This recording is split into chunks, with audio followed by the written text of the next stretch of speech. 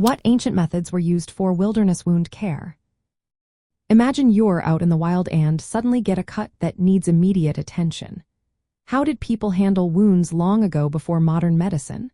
Well, ancient cultures relied on natural resources and simple techniques that worked with what they had. They knew that stopping bleeding was the first step, so they used pressure by pressing on the wound with clean cloth or leaves. Elevating the injured limb helped reduce blood flow and slowed bleeding. To prevent infection, they used natural substances like certain plants with antibacterial properties or honey, which is famous for its ability to fight bacteria and keep wounds moist. Honey was a favorite because it creates an environment that bacteria dislike and helps the wound heal faster. People also washed wounds with water or even wine, which contains alcohol and acts as a disinfectant. Dressings made from linen, animal fur, or plant fibers were placed over the wound to keep dirt out and absorb fluids. For closing wounds, some cultures used natural sutures. They threaded thorns or sharp plant spines through the edges of the cut and tied them with strips of linen or plant fibers, acting as primitive stitches.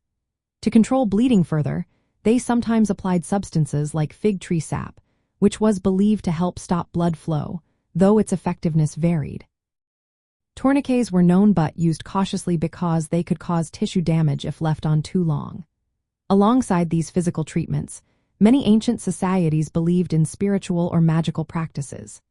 They performed rituals, prayers, or incantations, hoping to invoke healing spirits or ward off evil influences that might hinder recovery.